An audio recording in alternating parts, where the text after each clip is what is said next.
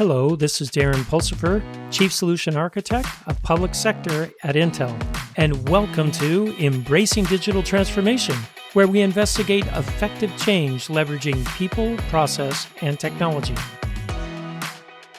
On today's episode, we're going to talk about 2021, our expectations and surprises.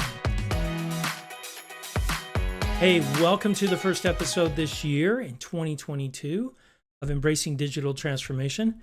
I decided to kick off the year by talking about last year and what we were expecting at the beginning of the year and what actually happened. It's very fascinating to see what actually happened last year when we do a little bit of a retrospective. So at the beginning of the year, I went back and listened to the beginning podcasts of last year, went back and looked at my goals, where I thought the industry was going. And very fascinating what I found out. We had a lot of expectations. The vaccine was brand new. It would bring us out of COVID.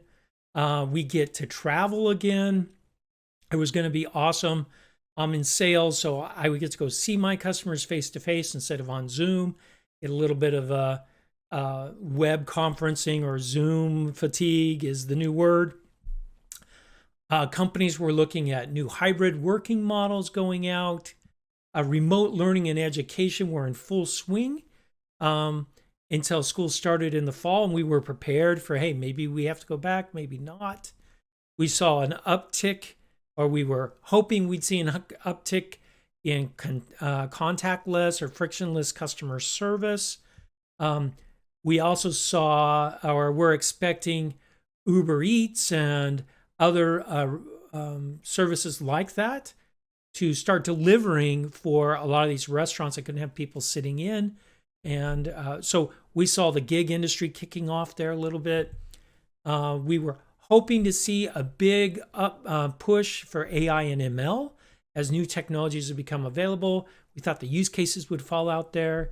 And of course, Industry 4.0, we really thought that we'd see acceleration in Industry 4.0 as factories still needed to produce, even though they had fewer workers, so there'd be new automation and things like that. So a lot of really great expectations for 2021, and I don't think it disappointed at all. There were quite a few surprises, which we're actually going to talk about. So if I look at what happened in 2021, the vaccine helped, but it didn't wipe out COVID. In fact, we've had 4 waves of COVID since COVID have come out, and we're in the middle of one right now at the beginning of 2022 with Omicron. So those waves, yeah, it didn't go like we had planned because there were variants out there, but not everyone was headed back to work yet. In fact, organizations continued to roll out their hybrid workplace plans. Another big phrase for 2021 was the Great Resignation. We had a lot of people changing jobs over this last year. Maybe they were burnt out. Maybe there were more opportunities. Maybe they were unsettled about, am I ever going back into the office? My company says I have to, I don't want to. Lots of crazy things around that. IT started really focusing and became quite the heroes on business continuity as they became very flexible and with the ability to change and turn on a dime to support all the needs that are out there for their employees and also their customers. And a big, huge surprise for us last year was security and ransomware really took over the headlines on IT, where we had major industries that weren't high-tech industries that were held up with ransomware, like the meat packing. We had a pipeline that came under attack as well. Very interesting that security became such an important concept. And one of the other big surprises in 2021 is Intel got a brand new CEO, Pat Gelsinger, and we'll talk a little bit about that. So let's dive in first let's talk about COVID. We have to talk about COVID. It's the 20s. It's the 2020s. COVID is going to probably be the pivotal or black swan event of the century. And as I mentioned in our podcast last year to kick off this year, the most looked at website in my house at this time last year was the John Hopkins COVID tracker. It is no longer that. Now it's Amazon for some reason. I think Amazon shows up here multiple times a day. But that's okay. That's okay. We're contributing to the economy. But what I found interesting was this website has changed over time. And as you can see the 4 waves very easily there. You can see how the world economies have adjusted to this uncertainty that we have with waves of COVID outbreaks and then troughs, so peaks and valleys. And it's kind of wreaked havoc on a lot of business plans for getting people back into the office.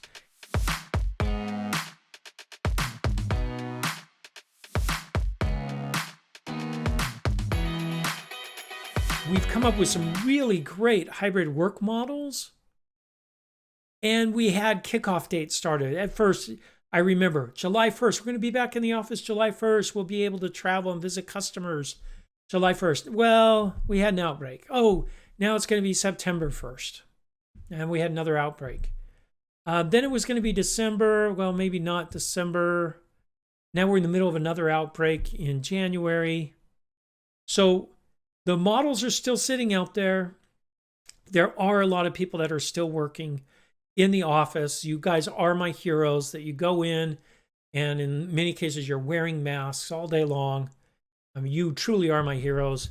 That's not something that I think I could do. Maybe I could if I was asked to. I know I have done some traveling in between these peaks and valleys of COVID outbreak, and wearing a mask on an airplane all day long wears on me. And so my heart goes out to all those workers that do that every day. What we did see, though, this last year was a major culture shift, culture change, to people kind of settling into remote work and possibly hybrid work. In fact, moving back and forth into the office, we've seen IT organizations prepared for that. The way that we do our day-to-day work has fundamentally shifted from all my stuff is stored on a machine in the office to my stuff is more stored in the cloud, or my stuff is stored more on a portable device and replicated in the cloud. So we saw a huge shift in cloud-based and SaaS-based offerings like Office 365, or even if you look at the collaboration tools like Zoom and Teams and things like that. So we're really seeing a cultural shift. I think when we do go back into the office, there'll be another cultural shift that we have to deal with. Another interesting, very interesting aspect that happened this last year was we onboarded employees without them ever coming to an office. Their laptops were just shipped to their homes. They don't have a badge, a company badge. Or maybe they took their picture at home and then it was sent to them. So this remote onboarding has now become commonplace, and we know how to do it pretty well in most organizations. So it's been a major shift in a very short period of time, and it has affected both people, process, and then the technology as well. Now, another key trend that we saw this last year was we have to combat the Great Resignation. This one's a really, really interesting thing that we saw.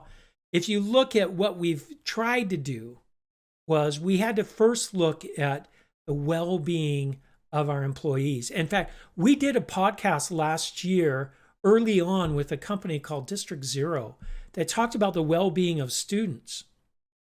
And they were applying that well-being of students to actually well-being of employees to help them get through any emotional or mental illness that they may be having because of isolation, because of stress, or worrying that's going on because of this pandemic that we're in.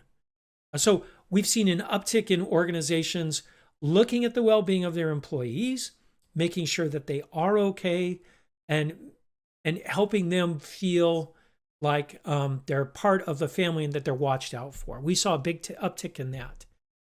Another thing that we saw was a lot of flexibility. Where you lived all of a sudden didn't matter as much.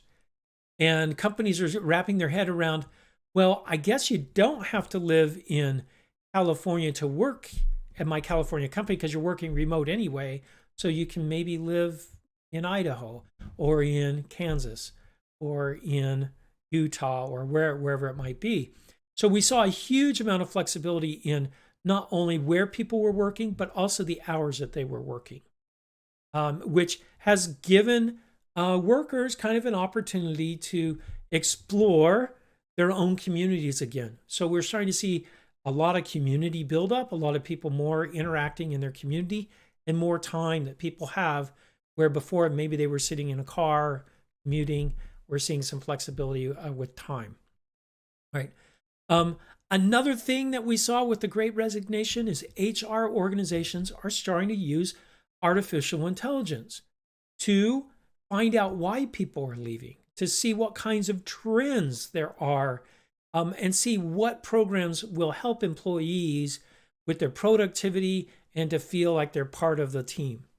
So we're starting to see an uptick in AI in HR applications to help, counteract this Great Resignation that we're seeing.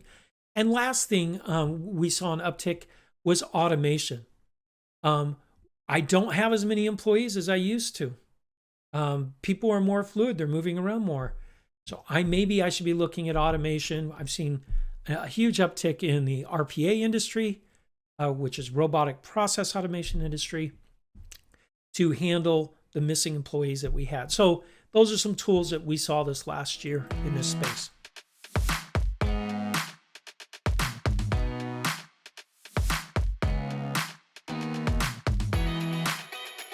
Now, the relentless pace that IT kept up at the beginning of COVID, almost 2 years ago now, could not keep at that. I mean, our IT, kind of the quiet heroes on keeping the economy going, they could not keep the pace they were. So what we saw was a little bit of a slowdown in IT in the pace, but they were very strategic. It was actually great to see. We saw a massive movement to SaaS offerings. So I was no longer managing things that weren't necessarily my strength. I could give that to a cloud service provider or a service provider of maybe my HR or my sales organization or my ERP system.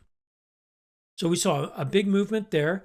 We also saw a movement in automation and repeatable processes, which is really good that we're seeing that, which alleviated some of the pressure off of the day-to-day work that you would have to do in the office.